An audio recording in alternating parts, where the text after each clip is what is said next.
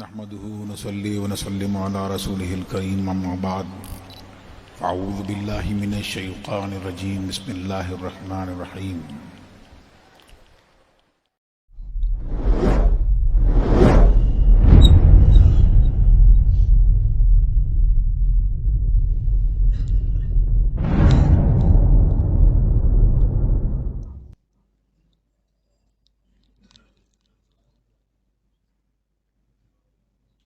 السلام علیکم ورحمۃ اللہ تعالی وبرکاتہ۔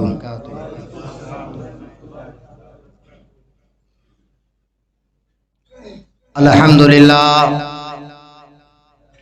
للہ رب العالمین والعاقبۃ للمتقین والصلاة والسلام علی سید الانبیاء والمرسلین وعلى آلہ وصحبہ اجمعین وبعد فاعوذ باللہ من الشیطان الرجیم بسم اللہ الرحمن الرحیم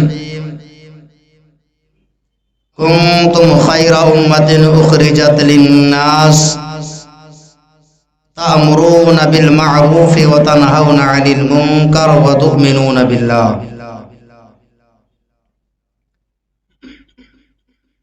آمنت باللہ صدق اللہ العظیم وصدق رسولہ النبی الامین الکریم ونحن علی ذالک لمن الشاہدین والشاکرین والحمد للہ رب العالمین۔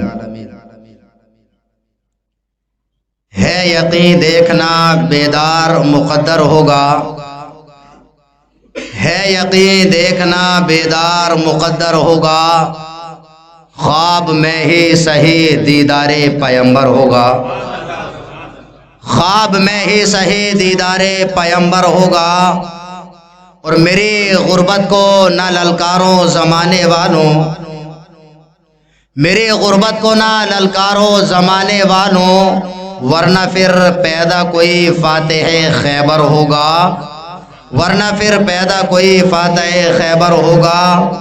اور ایک انکار نے شیطان کو باہر پھینکا، ایک انکار نے شیطان کو باہر پھینکا، پھر بھلا نجدی بتا کیسے تو اندر ہوگا، پھر بھلا نجدی بتا کیسے تو اندر ہوگا۔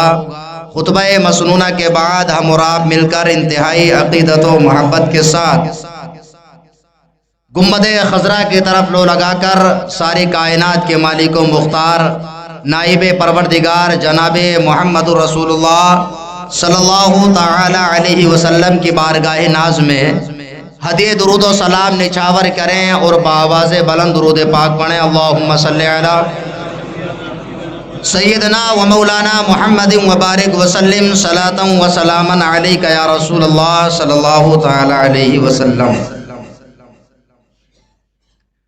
اللہ رب العزت کا لاکھ لاکھ شکر اور اس کا احسان ہے کہ اس نے ہمیں انسان بنایا، اور کرم بالائے کرم کہ اس انسان میں سے اللہ تعالی نے ہمیں مسلمان بنایا۔ اور کرم پر کرم یہ ہے کہ اللہ تعالی نے ہمیں ایسے نبی کا امتی بنایا کہ جس نبی کا امتی بننے کی تمنا حضرت آدم علیہ السلام نے کی، جس نبی کا امتی بننے کی تمنا حضرت شیس علیہ السلام، حضرت نوح، حضرت ادریس نے کی تھی، اور جس نبی کا امتی بننے کی آرزو حضرت موسیٰ و عیسیٰ، حضرت ابراہیم علیہ السلام نے کی تھی، اللہ تعالی نے ہمیں اور آپ کو اس نبی کا امتی بنایا۔ اور اللہ تعالی نے ارشاد فرمایا کنتم خیر امۃ اخرجت للناس تأمرون بالمعروف وتنہون عن المنکر وتؤمنون باللہ۔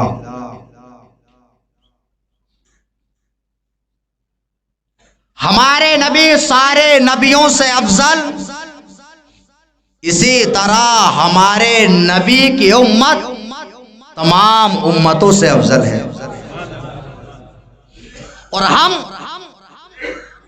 امام احمد رضا خان فاضل بریلوی علیہ رحمت و رضوان کی ان کے انداز میں یہ کہتے ہوئے نظر آتے ہیں، سب سے اولا والا ہمارا نبی، سب سے بالا والا ہمارا نبی، اور خلق سے اولیاء، اولیاء سے رسول، اور رسولوں سے اعلیٰ ہمارا نبی۔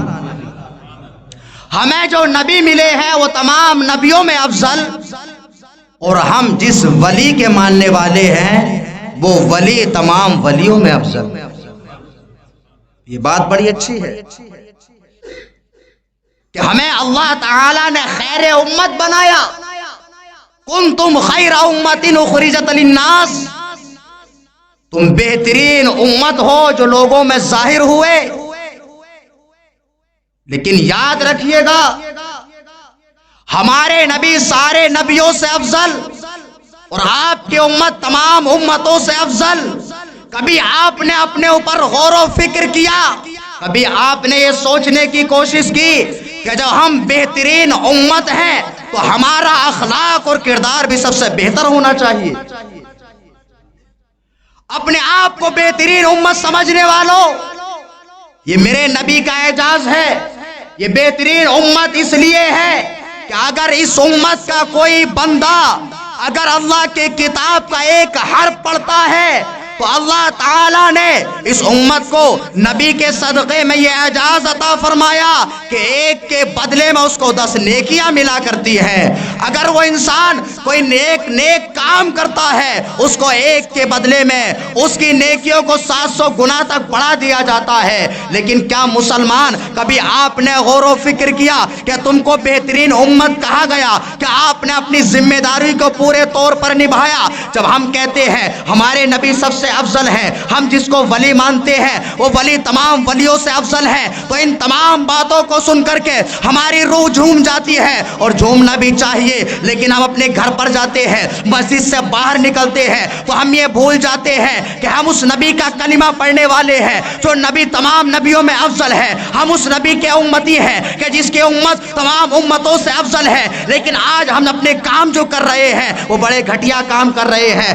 آج مسلمانوں کے اندر دیکھا جائے شراب نوشی مسلمانوں کے اندر ہے، شادی اور بیاہ کے اندر طرح طرح کی خرافات مسلمانوں کے اندر ہے۔ اور آج مسلمان سے اگر پوچھا جائے تو اس کا گھر کا ذمہ دار جو بڑا متقی اور پرہیزگار دکھتا ہے، مسجد کا نمازی بھی ہے، اگر اس سے پوچھا جائے کہ جناب آپ کے گھر کے اندر تو شادی ہوئی، شادی اللہ کے رسول صلی اللہ تعالی علیہ وسلم کی سنت ہے، اس سنت پر عمل پیرا ہوتے ہوئے آپ نے شادی کو رچایا، شادی کو بسایا، آپ مجھے یہ بتائیے اس شادی میں آپ نے کون سے کام ایسا ہے جو جائز کام کیا ہے؟ تمام کے تمام کام جو ہے جو آپ نے شادی میں انجام دیے وہ تمام کے تمام کام تو حرام ہے۔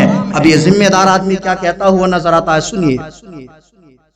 ذمہ دار آدمی کا جواب یہ ہوتا ہے کہ جناب وہ تو ٹھیک ہے، میرے گھر کے بچے نہیں مانے، میں نے بہت سمجھانے کی کوشش کی، لیکن وہ آتش بازی سے، ناچ اور گانوں سے، رات میں لڑکیوں کے اوپر انڈے توڑنے سے باز نہیں آئے۔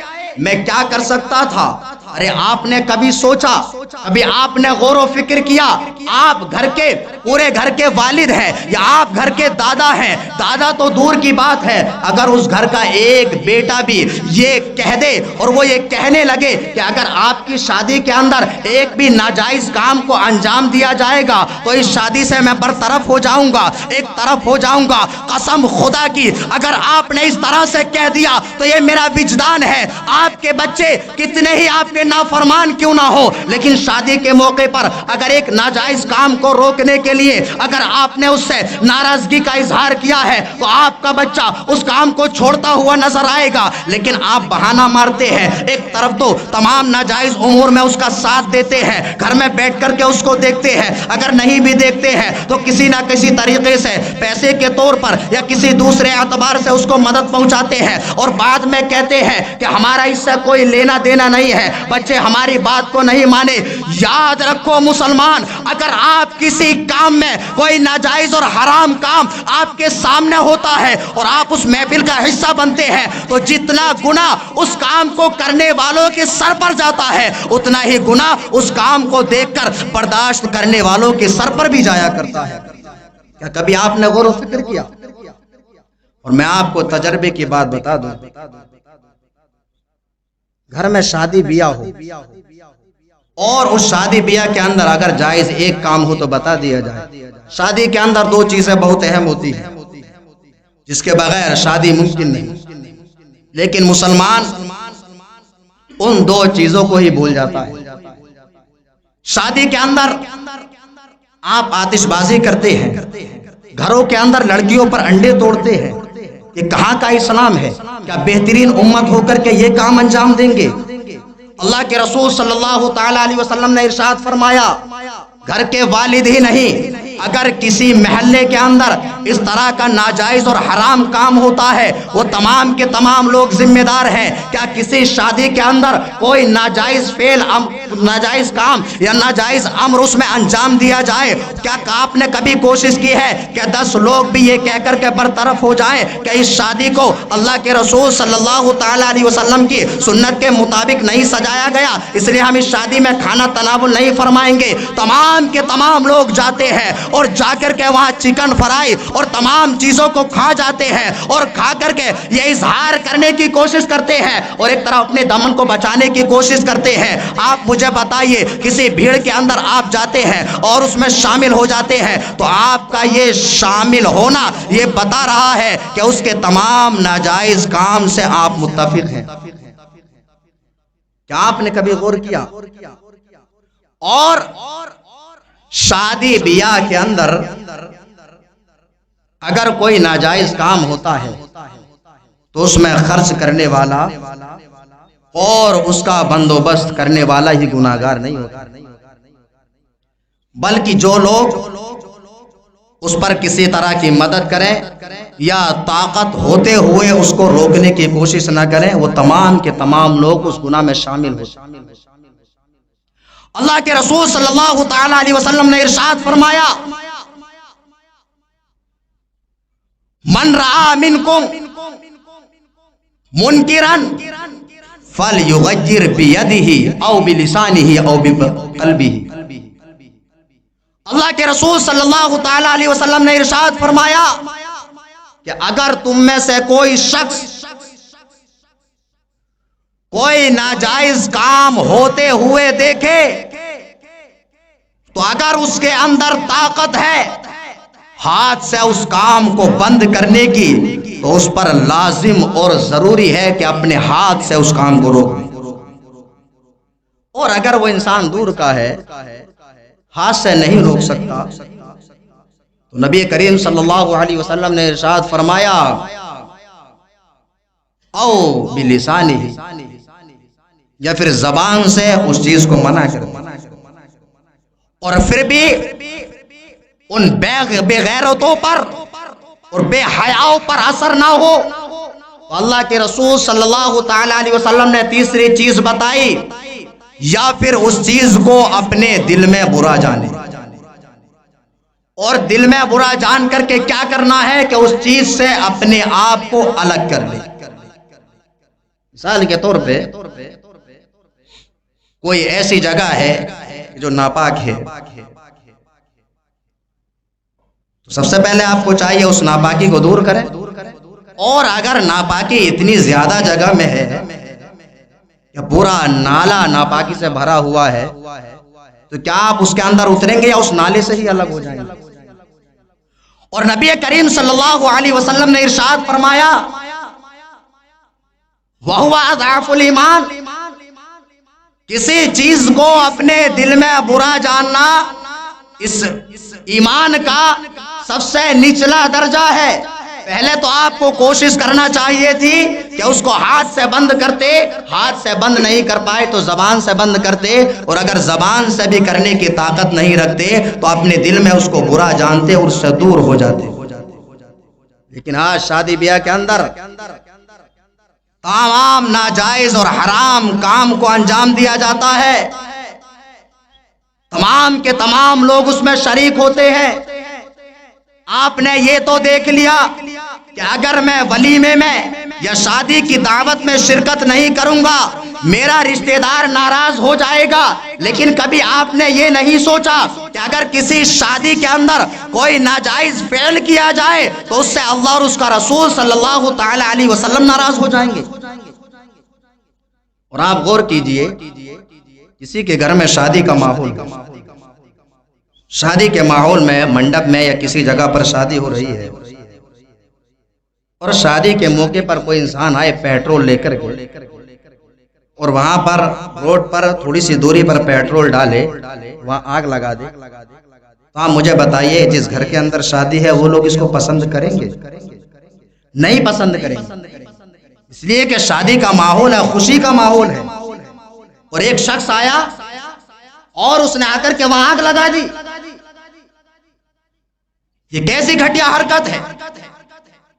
मैं उन बाप दादाओं से पूछना चाहता हूं कि अगर किसी की शादी के मौके पर वहां पर ऐसी आग लग जाए कि जिसको 2-4 लोग मिलकर के बुझा सकते हो, या अगर ना भी बुझाया जाए तो कुछ ही देर में खुद ही बुझ जाएगी, तो क्या भी आपने गौर किया कि अगर उसी शादी के अंदर ऐसे फेल को, ऐसे अम्र को अंजाम दिया जाए कि जिसकी वजह से जहन्नम में जाने का सबब हो, आप उसको कैसे बर्दाश्त कर लेते हैं? और आज मुसलमान को शिकायत रहती है। आप याद रखिए, जब आप अपने बेटी या बेटे की शादी करते हैं तो शादी के अंदर जैसा कि मैंने बताया 2 चीजें बहुत अहम होती हैं। एक तो है निकाह, दूसरा है मेहर की रस्म। और ज्यादातर कान खोल करके सुन लो, मुसलमान बनना है तो सच्चे मुसलमान बनो। यहां के लोग ही नहीं बल्कि पूरे हिंदुस्तान के लोगों को मैंने देखा है, इन 2 चीजों के अंदर ही उनको ज्यादा खामियां और कमियां नजर आती हैं। मेहर में चाहेगा कि बस 3 रुपए मेहर बन जाए, 5 रुपए बन जाए। अगर दादा है, दाढ़ी छिली हुई है, वो आकर के ज्ञान झाड़ता है यहाँ बैठ करके, मौलाना साहब मेरा मेहर तो 786 रुपए था, और आप कह रहे हैं 786 मेहर नहीं होना चाहिए, आप कैसे मौलाना है? अरे तुमको मालूम नहीं है, एक आलिम जब आलिम बनता है तो आलिम ऐसे ही नहीं बना जाता है, उसको बहुत सारा नॉलेज, बहुत सारी जानकारी रखना पड़ती है। फिर उनसे सवाल किया जाए, मियाँ आपकी शादी हुई तो 786 रुपए में आप कितना माल खरीद सकते थे? उसी से आपको सवाल का जवाब मिल जाएगा। लेकिन फिर भी एक हर धर्मी और जहालत उसके जहन के अंदर घर कर चुकी होती है।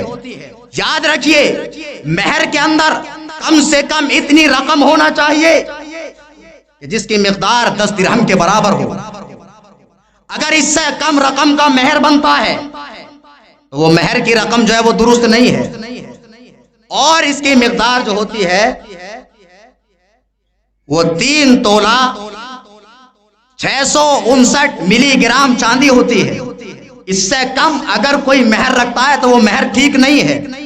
लोग इसी में आकर के बहस करते हैं, तमाम दुनिया भर का खर्च करेगा। अरे मेहर, नबी करीम सल्लल्लाहु ताला अलैहि वसल्लम ने हजरत खातून जन्नत रदी अल्लाह ताला अन्हा की शादी की, तो शादी के अंदर आपको मालूम है दहेज में ना बाइक थी, ना कोई घोड़ा था, ना कोई सवारी थी, ना कोई हवाई जहाज था, ना कोई ट्रेन थी। नबी करीम सल्लल्लाहु ताला अलैहि वसल्लम सारी कायनात के मालिक व मुख्तार हैं। अगर आप किसी पहाड़ को इशारा करते और उससे कहते सोने का बन जा, तो वो सोने का बन जाता। हुजूर अलैहिस्सलातु वस्सलाम उस सोने के पहाड़ को अपनी बेटी के दहेज में दे देते, लेकिन नबी करीम सल्लल्लाहु ताला अलैहि वसल्लम ने ऐसा नहीं किया, बल्कि आपने चंद मिट्टी के बर्तन और आपने एक ऐसा गद्दा तैयार किया कि जिसके अंदर खजूर के पत्ते भरे हुए थे, वो हजरत खातून जन्नत के दहेज में देते हैं। और नबी करीम सल्लल्लाहु ताला अलैहि वसल्लम की बेटी का जो मेहर होता है वो 1 किलो 700 ग्राम चांदी की मिकदार होता है। आपने सबसे ज्यादा तरजीह किसको दी? मेहर को। और मेहर जो होता है, जिस बेटी की शादी हो रही है उसका हक होता है। या आतिशबाजी जो है, आतिशबाजी आप करेंगे, इससे ना बेटी को फायदा होने वाला है ना बेटे को, इससे सिवाय नुकसान के और कुछ नहीं। ایک تو آسمان کا واتاورن خراب ہوتا ہے، اور دوسرا یہ جب آپ آتش بازی کرتے ہیں تو اس سے اللہ اور اس کا رسول ناراض ہوتا ہے، اور جس سے اللہ اور اس کا رسول ناراض ہو میں آپ پر سزا متعین نہیں کرتا۔ اگر اللہ اور اس کا رسول صلی اللہ تعالیٰ علیہ وسلم آپ سے ناراض ہو گئے تو حشر کے میدان میں کون سا منہ لے کر کے آپ اللہ کی بارگاہ میں پیش ہوں گے، اور کون سا منہ لے کر کے قبر میں نبی کریم صلی اللہ تعالیٰ علیہ وسلم کو اپنا منہ دکھائیں گے؟ تو ہمیں اور آپ کو غور و فکر کرنے کا مقام ہے۔ تو شادی بیاہ جب ہوتا ہے تو شادی بیاہ میں حقیقتاً اگر دیکھا جائے تو ایک نئی نسل کی بنیاد رکھی جاتی ہے۔ کبھی آپ نے غور کیا؟ مثال کے طور پہ آپ بیٹی کی شادی کر رہے ہیں اور آپ کے پاس ابھی تک نہ کوئی پوتا ہے، نہ کوئی نواسا ہے، نہ نواسی ہے۔ جب آپ نے اپنے بیٹے یا بیٹی کی شادی کی تو ایک آپ سے جو ایک نئی نسل آنے والی ہے، اور کسی چیز کی بھی جب شروعات اچھی ہوتی ہے تو اس کا آخر بھی اچھا ہوتا ہے۔ آج لوگوں میں شکایت ہوتی ہے، کبھی کبھی جو ہے مسجد کو لوگ طلاق گھر سمجھتے ہیں، طلاق کے لیے میٹر لے کر کے آتے ہیں۔ ابھی آپ نے اس پہ غور کیا کیوں ہوتا ہے؟ جب کسی کی شادی ہوتی ہے تو آپ جب شادی کرتے ہیں تو شادی میں جو کام کرنا سنت ہے، جس کے بغیر شادی نہیں ہو سکتی، اس کو آپ ترجیح نہیں دیتے، اور جو کام نہیں ہونا چاہیے رسم و رواج کے نام پر، کیونکہ آپ کے باپ دادا کرتے چلے آ رہے ہیں، اور آپ بار بار آتے ہو کہ امام صاحب ہمارے باپ دادا کے لیے اصالہ ثواب کیجیے، بہت اچھی بات ہے، کرنا چاہیے۔ کبھی آپ نے غور کیا کہ اگر کوئی غلط رسم آپ کے باپ داداؤں سے رائج ہے، اور آپ کے باپ دادا سے رائج ہونے کی وجہ سے آپ کو پسند ہے، ان کے مرنے کے بعد بھی وہ ناجائز کام آپ کر رہے ہیں، تو جس طرح قبر میں اصالہ ثواب پہنچتا ہے، یاد رکھیے اس طرح اصالہ عذاب بھی پہنچتا ہے۔ یعنی جو کام وہ دنیا میں غلط کام کی بنیاد رکھ کر کے گیا، وہ کام اس کی وجہ سے جب تک ہوتا رہے گا جب تک اس کی قبر میں اس کی پٹائی، اس کی دھنائی ہوتی رہے گی۔ آپ یہ بھی پسند کرتے ہیں کہ شادی بیاہ کے نام پر آپ کے باپ داداؤں کی پٹائی ہو۔ جب شادی ہوتی ہے شادی میں ایک نئی نسل کی بنیاد رکھی جاتی ہے۔ آپ جب کھانا کھاتے ہیں تو کھانا کھاتے ہوئے بھی بسم اللہ الرحمن الرحیم پڑھتے ہیں، اس لیے پڑھتے ہیں تاکہ شیطان ہمارے کھانے میں شریک نہ ہو جائے۔ لیکن آپ شادی بیاہ کرتے ہیں تو کبھی آپ نے اللہ کا نام لینے کی کوشش کی؟ ہر جگہ شیطانی کام، ہر جگہ ایسے کام کہ جس سے شیطان خوش ہو، جس سے اللہ اور اس کا رسول صلی اللہ تعالی علیہ وسلم ناراض ہو۔ جب آپ ایسے ماحول میں اپنے بیٹے یا بیٹی کی شادی کرتے ہیں تو اس سے آپ کیا امید رکھتے ہیں؟ انشاءاللہ العظیم اگلے جمعے میں بتاؤں گا کہ شیطان اس کی دوسری نسل میں کیسے سرایت کر جاتا ہے اور کیسے داخل ہو جاتا ہے، کہ جس کی وجہ سے گھر میں نئی عورت آتے ہی ساس اور بہو کے درمیان، بہو اور سسر کے درمیان جھگڑا ہونا شروع ہو جاتا ہے۔ نوبت یہاں تک آ جاتی ہے کہ یہ میٹر جو ہے مسجد میں بھی نہیں نپٹتا ہے، بلکہ کورٹ کچہری کے چکر لگانے پڑتے ہیں۔ دو گھر نہیں بلکہ اس کے رشتہ دار اور ادھر لڑکے والے کے رشتہ دار، تمام کے تمام لوگوں کا اس میں پیسہ بھی برباد ہوتا ہے، وقت بھی برباد ہوتا ہے، اور اس کا سب سے بڑا ریزن یہ ہے کہ اس نئی نسل کی جو آپ نے بنیاد رکھی اس میں شیطان شامل ہو جاتا ہے۔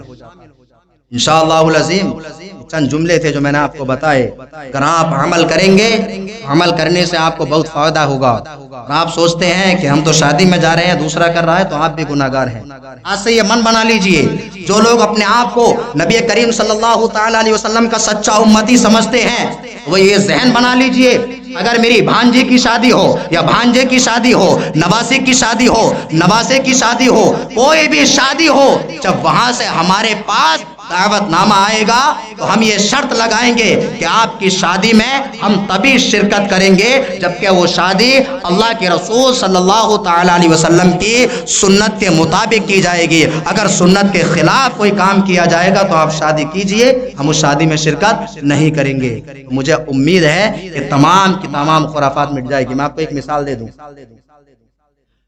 میری رشتہ داری میں بہت ساری شادیاں ہوتی ہیں، لیکن کسی شادی کے اندر ہم کو دعوت نہیں دی جاتی ہے۔ اس کا سب سے بڑا ریزن یہی ہے کہ لوگ جو ہے نا بہت مطلبی اور بہت چالاک ہیں، ان کو معلوم ہے کہ اگر ہم نے شادی میں دعوت دی یا تو جو ہمارا مزہ لینے کا کام ہے وہ تمام کا تمام ہم کو بند کرنا پڑے گا. اگر دعوت دے دی اور وہ آ گئے اور ناجائز کام کریں گے تو وہ بندہ شادی میں نہیں رہے گا, چلا جائے گا, ویسے بدنامی ہوگی. اس لیے وہ کیونکہ بمبئی میں رہتے بھلا ہی دیتے ہیں. تو دیکھیے آپ یہاں پر رہتے ہیں تو آپ یہ کوشش کریں آج سے ہی. ایک آدمی جو ہے کئی شادیوں کو سدھار سکتا ہے. جو والد آ کر کے کہتے ہیں خود کی داڑھی کا پتہ نہیں, ہمارے بچے ایسا کرتے ہیں, بچے نہیں مانے, ہم کیا کر سکتے ہیں. ارے آپ سب کچھ کر سکتے تھے, خالی اپنے بیٹے سے اتنا بولتے کہ بیٹا شادی کرنا ہے آپ کرو, لیکن ہم آپ کی شادی سے دور ہیں, اس لیے کہ آپ جو شادی کر رہے ہیں, ہم اگر کوئی اچھا کام نہیں کر سکتے تو برے کام کا حصہ بھی تو نہیں بننا چاہیے. آپ نے کبھی سوچا کہ آپ نے کتنی نیکیاں کی ہیں؟ ارے اگر نیکیاں نہیں کرتے تو برائیوں میں شامل ہو کر کے اس کا حصہ بھی تو نہ بنو. اس لیے کہ اگر آپ نیکی کرتے ہیں, نیکی کر کے کوئی برا کام کرتے ہیں تو یہ برا کام کرنا آپ کی نیکیوں کو کھا جاتا ہے, اور آپ کے پاس ایک تو پہلے ہی سے نیکیاں نہیں اور اس پر بھی برائی میں شامل ہو رہے ہیں, تو آپ کے کندھوں میں کتنا بوجھ اٹھانے کی طاقت ہے. حشر کے میدان میں اپنے گناہوں کی گٹھری کو کیسے اٹھا پائیں گے, اور اللہ اور اس کے رسول صلی اللہ تعالی علیہ وسلم کے سامنے اپنا کیا منہ دکھائیں گے. آپ بات سے غور کیجئے. اصلاح معاشرہ پر انشاءاللہ العظیم اگلے جمعات میں بھی خطابات چلتے رہیں گے. اللہ رب العزت کی بارگاہ میں دعا ہے کہ پروردگار عالم ہم تمام کو عمل کی توفیق عطا فرمائے. آمین. وآخر دعوانا الحمدللہ رب العالمین. السلام علیکم ورحمۃ